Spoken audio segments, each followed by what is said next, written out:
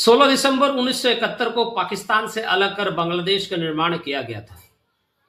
यह संघर्ष सिर्फ देश निर्माण का नहीं था, बल्कि भाषा, संस्कृति और अधिकारों की रक्षा का आंदोलन भी था। लेकिन आजादी के समय देखा गया सपना, क्या वह सपना पूरा हुआ? समानता, सुरक्षा और सम्मान का सपना।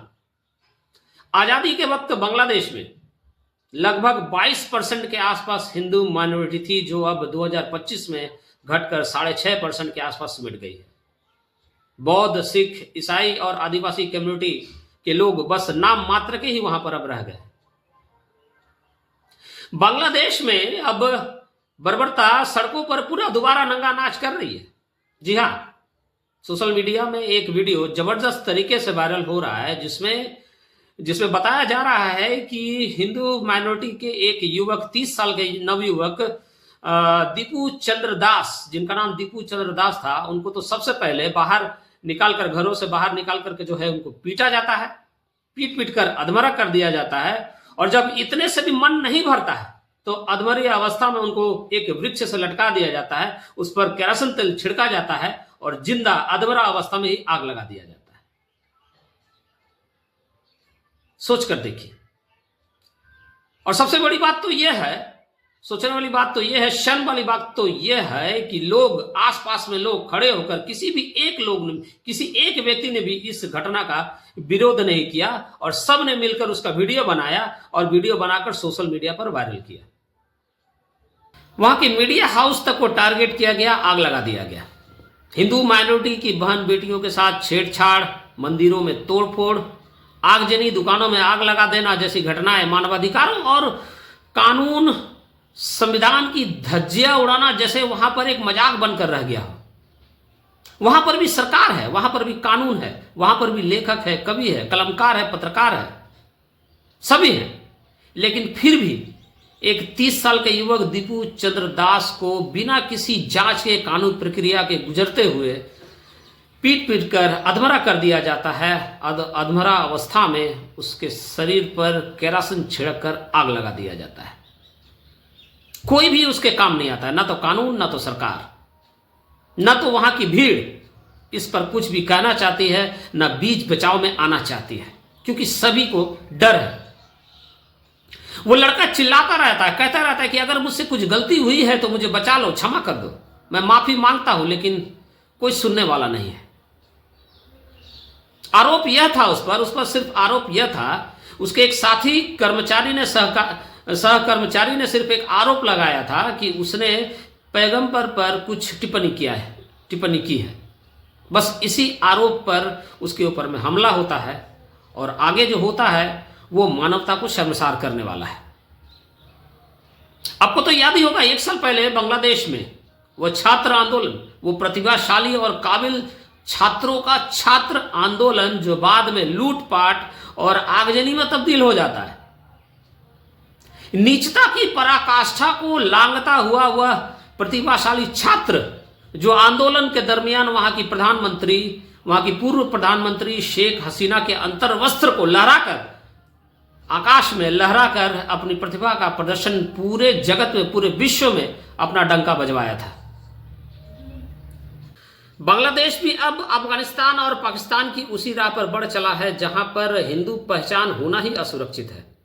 उनकी अपनी पहचान ही उनकी मौत का सबसे बड़ा कारण बन रही है। इस वीडियो में सुन लीजिए कि नोबेल प्राइज विनर क्या कह रहे हैं। Minister, leader, whatever you want to call, chief advisor of Bangladesh, to Hindus in Bangladesh who do feel under siege. What do you say to them? We just met before I came because there's a big puja coming up, Durga Puja. So I met them. My message to them always when I meet them as a community group of community leaders, say that don't go back and say I'm a Hindu, so protect me. Always say I'm a citizen of this country. I'm entitled to all the protection the state is supposed to give it to me. So then you have a bigger coverage. Okay. All the people who are deprived of the rightful treatment from the state will be with you. Okay. You don't isolate yourself. अब इस तरह का व्यक्ति अगर गद्दी पर बैठा रहेगा तो क्या कोई और दीपू चंद्र दास सोशल मीडिया पर फिर वायरल होगा या नहीं? जरा सोच कर देखिए कि इस तरह का व्यक्ति अगर गद्दी पर बैठा रहेगा तो क्या आपको लगता है कि दोबारा ऐसी घटना वहां पर नहीं घटेगी? क्या ये वही हैप्पीनेस इंडेक्स है और यही डेवलपमेंट वही डेवलपमेंट है जिसकी चर्चा हमारे देश भारत में होती है और कहा जाता है कि देख लो बांग्लादेश हमसे वो हैप्पीनेस इंडेक्स में भी आगे है? क्या ये वही हैप्पीनेस इंडेक्स है जो एक 30 साल के नवयुवक को जिंदा जलाकर महसूस करती है और उनके कंठ से सुनाई देती है, उनके स्वरों में सुनाई देती है? ये वही हैप्पीनेस इंडेक्स है क्या? ये वही यूनिस की सरकार है जो पिछले 1 साल जिसकी सरकार गठन होने के बाद वहां पर न जाने कितने हिंदू माइनॉरिटी की बहन बेटियों के साथ बलात्कार हुआ, हिंदू मंदिरों को तोड़ा फोड़ा गया, आगजनी की गई, लूटपाट की गई और न जाने कितने ऐसे मामले वहां पर रजिस्टर्ड ही नहीं किए गए। पिछले 1 साल में लगभग बांग्लादेश में 2400 से भी ज्यादा हिंसक घटनाओं को जो है रजिस्टर्ड किया गया और कितने तो घटनाओं वहां पर रजिस्टर्ड भी नहीं की गए। कितने लोग तो डर से अपनी बातों को सरकार तक भी नहीं पहुंचाते, कानून तक नहीं पहुंचाते, कोई मुख खोलना भी नहीं चाहता। अब खुद खोलेगा भी कैसे? जहां की मेजोरिटी वहां की माइनॉरिटी पर इस तरह का व्यवहार करती हो, अत्याचार करती हो, लूटपाट करती हो, बहन बेटियों के साथ बलात्कार करती हो, वहां का माइनॉरिटी मुख खोलेगा कैसे? विश्व के किसी भी कोने में, देश में अगर मॉब लिंचिंग की घटनाएं होती हैं तो वो मानवता को शर्मसार करती है। धर्म जाति के आधार पर किसी के साथ भी लूटपाट, मारपीट, आगजनी जैसी घटनाएं धर्म को शर्मसार करती है। और कोई भी व्यक्ति अगर धर्म जाति के आधार पर ऐसी घटना को अंजाम देता है तो वह धार्मिक नहीं है, वह प्रचंड जाहिल है, जाहिल। और ऐसे जाहिल लोगों का इलाज बढ़िया से किया जाना चाहिए, बढ़िया से किया जाना चाहिए। बाकी सोशल मीडिया पर save Hindus of Bangladesh trend कर रहा है। हम जैसे लोग वीडियो बना रहे हैं, लोग वीडियो शेयर कर रहे हैं, कमेंट कर रहे हैं, hashtag save Hindus of Bangladesh trend कर रहा है, ट्विटर पर ट्रेंड कर रहा है। लेकिन कितने दिनों तक ऐसा चलेगा?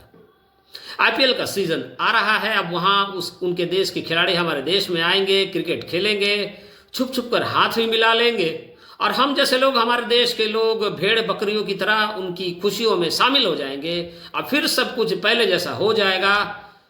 हम सब कुछ भूल जाएंगे और दुनिया भी इसी तरह आगे बढ़ती रहेगी और आगे चलती रहेगी। यही सच्चाई है, यही सबसे बड़ी सच्चाई है। हम कर भी और क्या सकते हैं? करना तो सरकार को है। अगर इतना ही दर्द है, अगर बांग्लादेश में रह रहे माइनॉरिटी हिंदुओं कि अगर इतना दर्द है, वहां पर माइनॉरिटीज का अगर इतना ही दर्द है तो वहां के माइनॉरिटी को ले आइए ना अपने देश में, ले आइए अपने देश में। और सबसे बड़ी बात कि बांग्लादेश के ऊपर उड़ाइए ना राफेल को, बांग्लादेश के ऊपर राफेल उड़ाइए और बांग्लादेश को कहिए कि बांग्लादेश औकात में रहो, तुम औकात में रहो। जय हिंद।